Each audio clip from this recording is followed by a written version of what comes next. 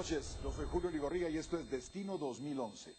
Comenzamos ahora la serie de programas para analizar las propuestas y los programas de gobierno con 3 candidatos seleccionados. Haremos 2 programas con cada candidato y los transmitiremos uno seguido del otro para mantener el hilo conductual de la temática. Los temas para el programa número 1 son seguridad ciudadana y justicia, y para el programa número 2, economía y temas sociales. Para comenzar la serie dialogando esta semana y la que sigue, lo haremos con el doctor Harold Caballeros, presidenciable del partido Visión con Valores. Al terminar estas 2 semanas con el doctor Caballeros, charlaremos con el doctor Eduardo Suger Cofiño del partido Creo, y luego de sus 2 semanas nos visitará el general Otto Pérez Molina del Partido Patriota. Esta noche tendremos una primera ronda de preguntas durante 1 hora, abordando los temas puntuales de seguridad y justicia. Es importante que note, todos los programas relacionados a programas de gobierno tendrán una duración de 1 hora para tratar de ser lo más intensivo y extensivo posible en cada una de los temas importantes. El doctor Caballeros nos explicará tan extensa y profundamente como le sea posible qué es lo que hará en esta materia, en la materia de seguridad, lo cual es de suma importante para el país.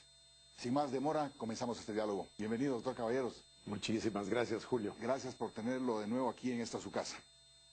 Vamos a hablar de seguridad, un tema que sabemos es el top of mind en las encuestas, la gran preocupación de los ciudadanos, junto con el tema del empleo.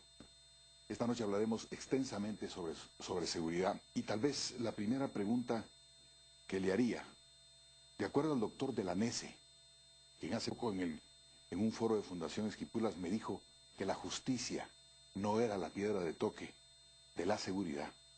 A mí me gustaría preguntarle, ¿usted coincide con el doctor de la NESE de que la justicia no es el elemento clave para resolver el tema de seguridad en el país? Por supuesto, Julio, no sé cuál era el contexto de la conversación. Yo estaría absolutamente opuesto en ese concepto. Yo creo que la justicia es la base para que en realidad haya seguridad.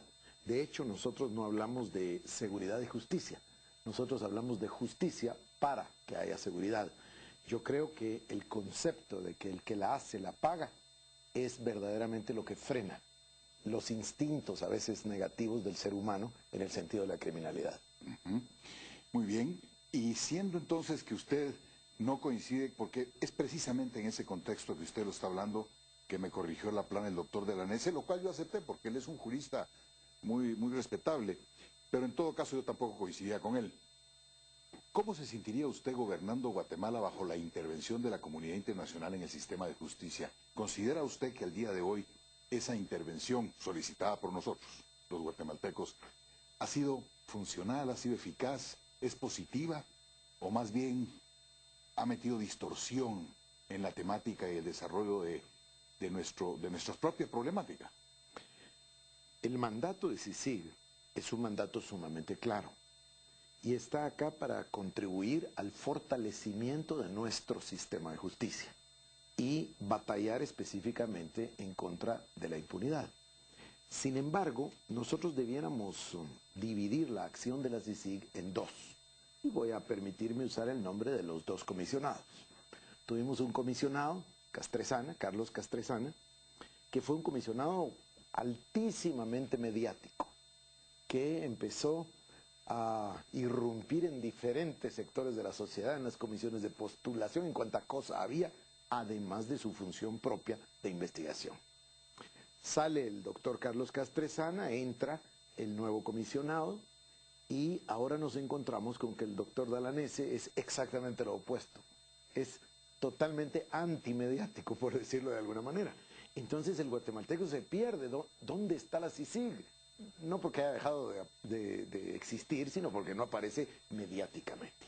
Tampoco hemos tenido los golpes de impacto que tuvo el doctor Castresana. Hablo del caso Rosenberg, hablo de otros de los casos, y además la derrota, por lo menos inicial, en el caso Portillo, viene como realmente a sacudir a la CICIG.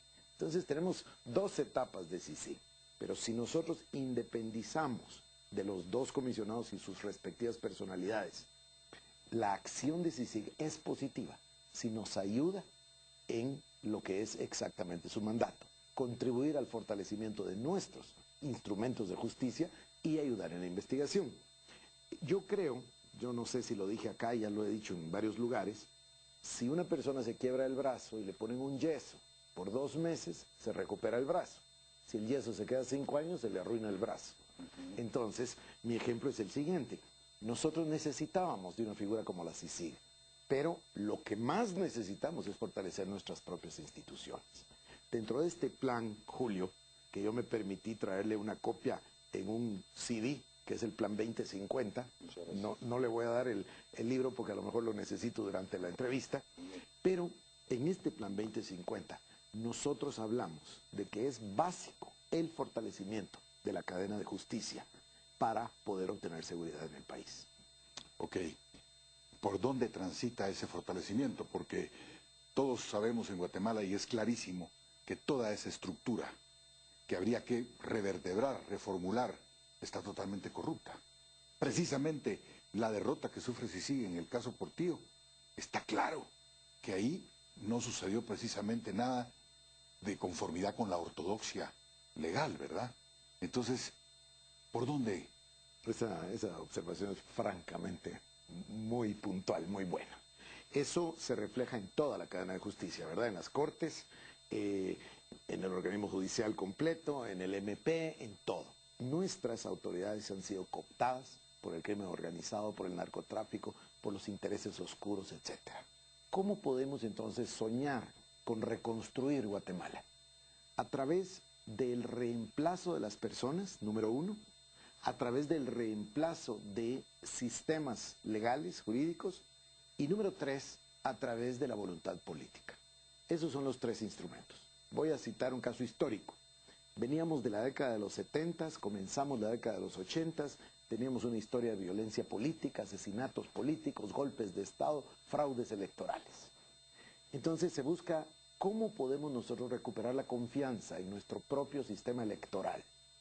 Y surge la figura del doctor Arturo Gerbrujer, del licenciado Arturo Gerbrujer. Una sola persona con valores morales y capacidad nos dio una institución y nos devolvió la confianza a todo el país de que podíamos tener elecciones libres. Pero por supuesto, no fue solo la persona, fueron los sistemas jurídicos, los sistemas legales que lo acompañaron y luego la voluntad política.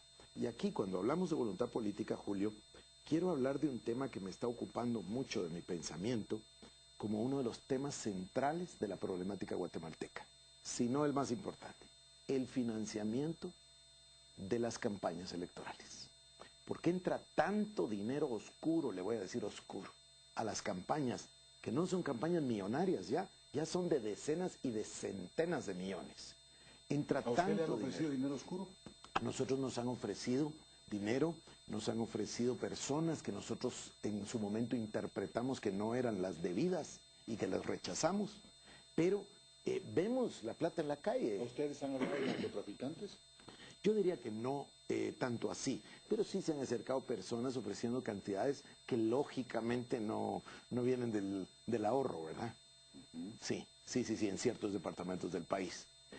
Pero regresando al tema, ese financiamiento a las campañas electorales hace que después, y eso si yo no mal recuerdo son palabras suyas de hace algunos años de un análisis, que después el gobernante llega absolutamente hipotecado al poder. Y ahí ya no hay voluntad política, lógicamente. Entonces yo creo que esos son los 3 elementos: relevo de personas, reemplazo de sistemas jurídicos y la posibilidad de tener la voluntad política de hacerlo. Que ahí va el tema de los valores, pero también el del valor, ¿verdad, Julio? Muy bien. Y yendo nuevamente y tomando sus palabras cuando usted dice que precisamente un buen sistema de justicia puede ser un elemento disuasivo para que el delincuente medite 2 veces cometer un delito, ¿qué pasa con la pena de muerte? ¿Qué piensa usted de la pena de muerte? A mí me da bastante gracia todo este relajo sobre la pena de muerte.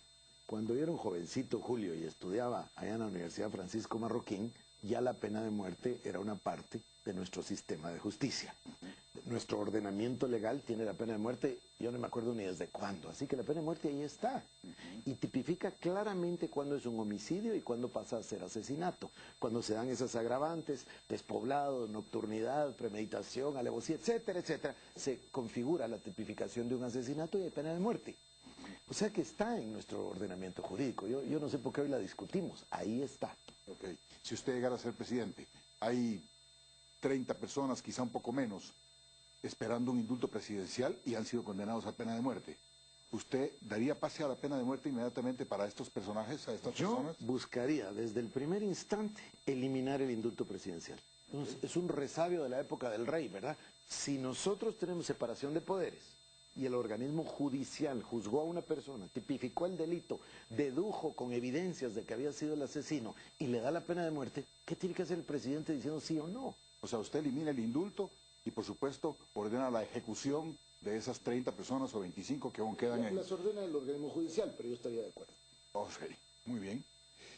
Doctor, nos queda en este bloque un minuto y medio de tiempo, y quisiera que habláramos un poquito de lo que es la parte operativa, propiamente dicha del tema de justicia. Las policías, una pregunta muy puntual. ¿Tiene un plan usted para auditar y controlar las policías privadas? Sí. Número uno, la respuesta es sí. Número dos, existe ya un plan de modernización y fortalecimiento de la Policía Nacional Civil que yo pienso debe dársele continuidad. Vamos a hablar de eso en el siguiente bloque, pero con respecto a las policías privadas, hoy están fuera de control. Bueno, no están fuera de control. Tenemos nosotros dos leyes que no se están aplicando, es otra cosa, pero tenemos los instrumentos legales para aplicarlo. Volvemos con ustedes, con el doctor Harold Caballeros, en este programa sobre seguridad ciudadana y justicia, en el próximo bloque, después de nuestros comerciales.